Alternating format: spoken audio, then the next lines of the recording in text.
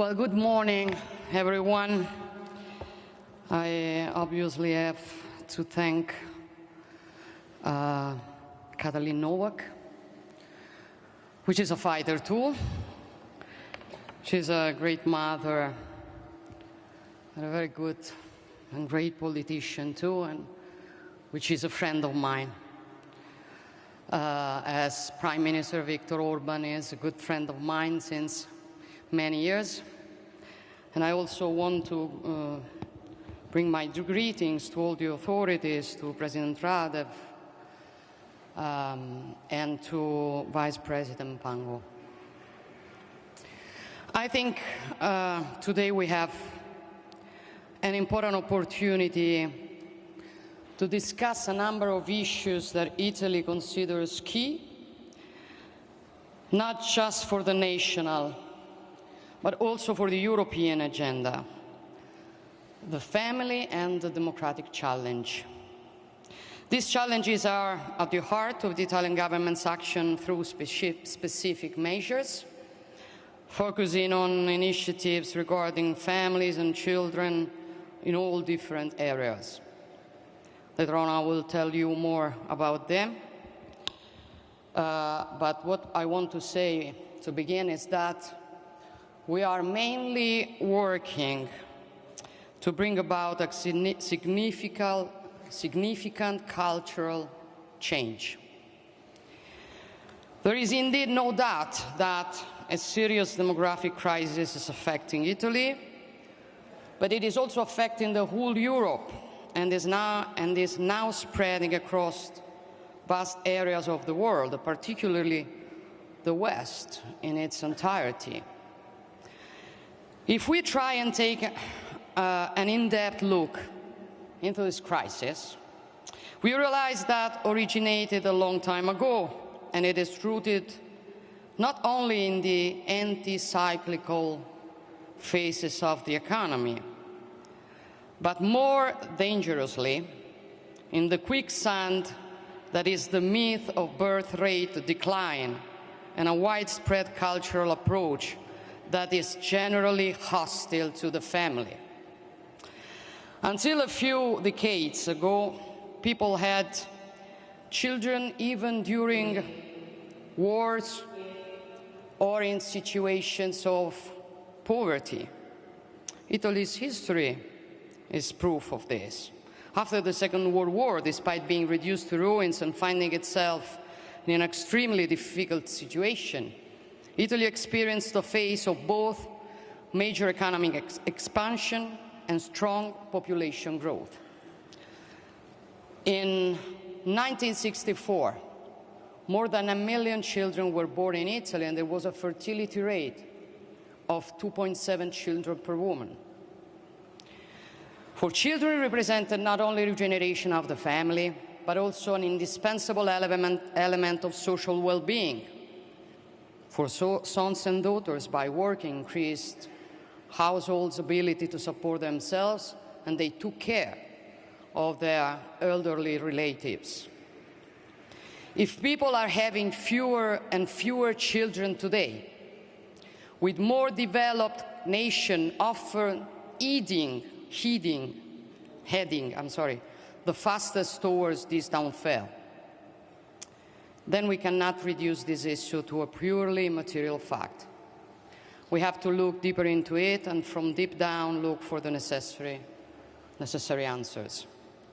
In our view, demography is not just another of the many issues of our nation. It is the issue on which our nation's future depends. And I don't think I'm exaggerating in saying that, for we need the courage to say that demographers' projections for the future are very worrying. One of the reasons of this crisis is undoubtedly how the issues is addressed. From a cultural point of view, from a media point of view. Let's think about how much the social models we see in advertisement, in films, in TV programs, and in the world of media in general have changed over the years. The typical image of a family with children has gradually faded, with communications geared towards single people being favored instead, showing citizens, consumers in their individual dimension, detached from the communities they belong to, starting with the first of the communities, which is the family. You know what? Some years ago, I became, well, a bit more popular. For during a speech, I said, well, I'm Georgia, I'm a mother, I'm a woman, I'm Italian, I'm Christian, you won't take it out from me. Somebody put it in music. It was a way to attack me. Didn't work. It began a success. Maybe they underestimated, well, how those words were agreed. But what I wanted to say with those words is that we live in an era in which everything that defines us is under attack. Why? And why it is dangerous? It is dangerous for our identity, our national identity, our family identity, our religious identity. Is also what makes us aware of our rights and able to defend those rights. Without that identity, we're only numbers, unconscious numbers, tools in the hands of those who want to use us. That is why I think a great battle for somebody who's defending humankind and the rights of people is also to defend families, it also to defend nations, it also to defend identity, it is also to defend God and all the things that had built our civilization. So,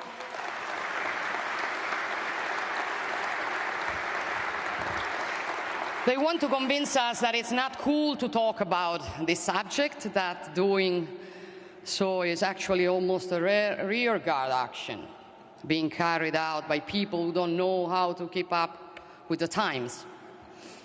Well, they will never convince us about it. And it doesn't really matter if today's initiative will mostly likely not be talked about in terms of content, but rather with regards to what's going on politically behind the scenes. For us, the important thing that is happening here today is that government and institutional representatives from different nations, different latitudes, different political orientation are discussing this issue because they are simply responsible enough to understand that it is crucial. I'm here because I'm interested in talking about why Italians are no longer having the children they say they want in the polls, because I'm interested in questioning why the whole of Europe is below the replacement rate, the famous 2 children per woman that will allow us to keep the population level constant. The experts have been talking about a slowdown for a long time now. In some areas, we are already in a phase of the population. However, unless the trend is reversed, the medium-term prognoses are critical. And as I was saying, demographic prospects are inversely proportional to the level of well-being. To put it more simply, richer nations are where people are having less children. This is the reason why mobilizing resources to support families and children is essential and can deliver concrete results, as Hungary has perfectly demonstrated. Also, Pope Francis made reference to this during his apostolic journey to Hungary in April this year. The example of Hungary tells us that things can change if we want them to change. We need the willingness and we need the courage to do right measures and substantial investments. Thanks to the policies developed by the government over the last years, Hungary inverted the negative birth rate trend that had been plaguing the nation since the early 1980s. And today the birth rate has increased, the number of marriages has increased, the overall employment rate has increased, and then very importantly, the rate of female employment has increased. And I want to underline it, for I always objected the idea that many put forward that boosting the birth rate would mean discouraging women from work, as if the two things were not compatible, as if women should still have to be doomed to sacrifice either the job or the motherhood. It is not true. What the Hungarian example tells us is precisely the opposite. It tells that by developing family-oriented policies, by combining a family-friendly cultural approach with concrete policies to support families with children and the work-family balance, especially for mothers, it is possible to give women back the freedom to be able to bring children into the world without having to give up their careers as a result, and to be able to have a career without having to give up bringing children into the world as a result. For that is what true freedom is. Being able to choose and being able to have a full life. For children, they are not a limit. I'm doing a very difficult job. Not much time to put everything together. But you know what? I became stronger when my daughter born. And every time that I see her, I know now better than I knew before that even when I'm tired, even when I think, okay, I will give up, I can't do no more, that's not a life, that I'm doing something that if I'm able to do that, I'm doing moreover for her. Children make women stronger also in the work they do. They are not a limit.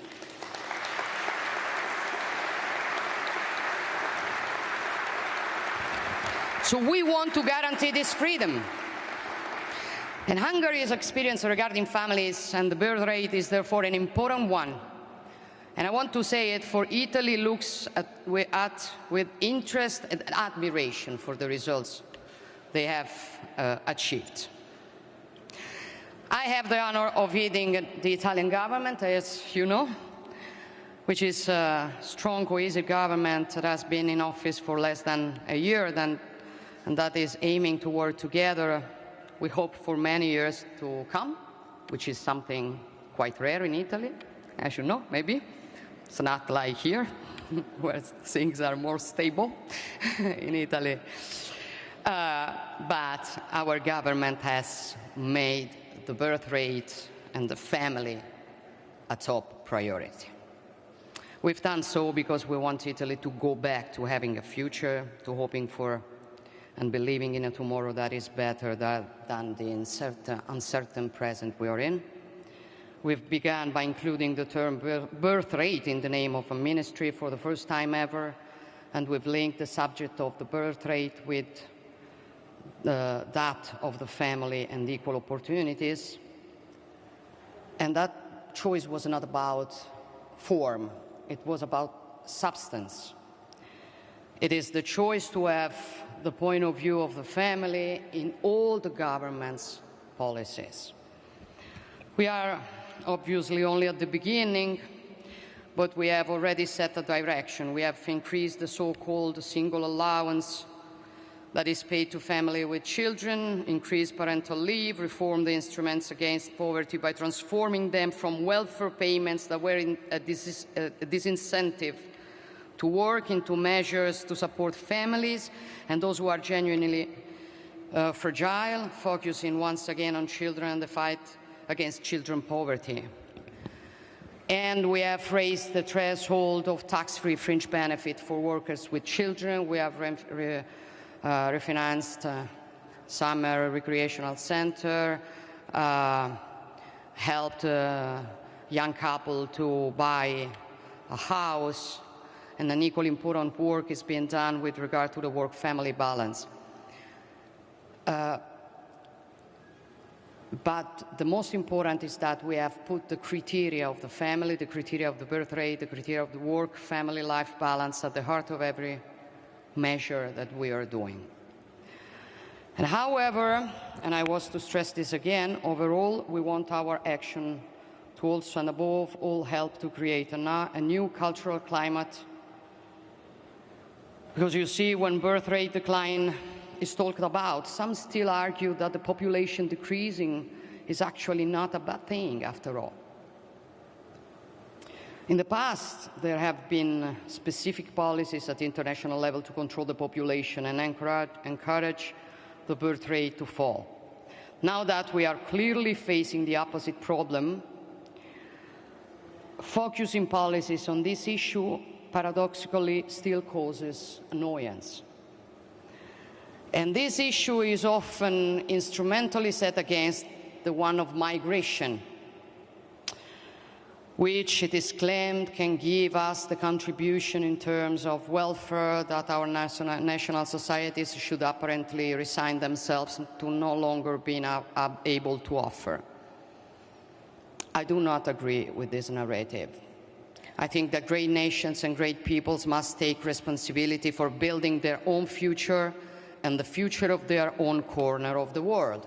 I think that a quota of legal migration where this is necessary, it is and can be fully integrated, can make a positive contribution to our economies, but I remain convinced that it would be more responsible for us to entrust European citizens with the solution to the European welfare system crisis, citizens whom are instead accustomizing to the idea that decline is a destiny. Well, decline is not a destiny. Decline is a choice.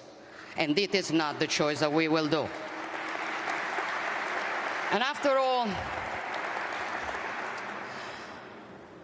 if you think about it, birth rate decline is merely another side of the incapacitating myth of the growth. As if the growth could somehow mean happiness. But no. In my opinion, the growth can never mean happiness. Applied to demography, it means not only a problem regarding the sustainability of the welfare or health system, but also a lack of inventiveness, creativity, innovation, a lack of hope, a lack of future. I want to thank Katalin Novak for this summit, this working session is dedicated to the family as a key of security, which is a concept that many years ago could seem banal and now is quite courageous. So thank you, Kat. As if talking about, it looks like we need courage for. Today it seems like talking about the family takes something away from someone, instead of adding something to everyone, which is what I think. As if none of us, regardless of our life path and regardless of our origins, were born into a family network. And I can be the first to say that, for as maybe somebody here knows, I do not come from a family with ordinary dynamics, and yet I feel in every way a daughter of a family. In recent weeks, there have been some serious incidents in Italy, in a place called Caivano near Naples, a so-called free zone, where for a long time the state seemed to have withdrawn, giving too much free rein over the years to organized crime. Our government has taken decisive action for Caivano and for the other places like that in Italy. And one of the key pillars of this initiative is precisely to encourage families to take back the responsibilities that belong to them with regard to education, raising their children, keeping checks on the content that technology exposes them to right from a very young age, and making sure they attend school. Likewise, in these months of government, we have tried to promote the work ethic and educational freedom, which is a cornerstone of personal freedoms on the one hand and of parental responsibilities on the other, which a certain ideological approach instead sees as smoke and mirrors. It is true that family is a key of security, with key of security not being meant as a certain narrative would like to have us believe, that the severe and somewhat backward idea of a social cultural superstructure that does not accept personal freedom, but rather as a natural society, as it also defined in the Italian Constitution, in which tomorrow's citizens are born and educated, in which everyone can receive education and training, discover their talents, develop their personalities inside a nest that guarantees security and protection, learn to love and to be loved, learn what solidarity is. Today, after a prolonged ideological attack that has led to families receiving little help and support, the institution of the family appears to be in crisis. And we want to defend it, we want to revitalize it, because family does not limit anyone's freedom, but does increase everyone's wealth. And we do not believe that the state can replace family. And where this has been attempted in the past, as happened in Eastern Europe under Soviet rule, the results serve as warning for everyone not to repeat the experiment. And in this regard, over the last few days, I've been amazed to read about the re-emergence of historical controversy over the events of 1956, which on many occasions, together with Victor and Katalin, we have recalled as the founding moment of Hungary's constitution and democracy. The revolution of 1956 was not only a revolt against foreign rule, but also a revolt against those who were trying to destroy the very foundation of a people's identity, family, religion, national belonging. They are pages of history that cannot be rewritten, and no propaganda operation today can ever tear them up. And pages of history that we see again today in Ukraine and that we cannot accept. In conclusion, my friends, there can be many different ways to put the family at the heart of development policies, and these are clearly influenced by national cultures, identities, customs, and traditions. However, there are many experiences that have worked, that are important to share, as the experience that we see here in Hungary. And I think, I do agree with President Radev, that Europe must take action in this direction, focusing on policies for the family and the birth rate and accompanying nation states towards greater coordination with genuine respect for the principle of subsidiarity. In short, demonstrating to have fully understood the extent of the cultural, social, and economic challenge we are facing. To use the words of Pope Francis when he was here in Hungary, a Europe centered on the human person and on its people, with effective policies for natality and family, where different nations form a single family that projects the growth, that protects the growth and uniqueness of each of its members. This is our hope too, but moreover, this is our commitment. Thank you, everyone.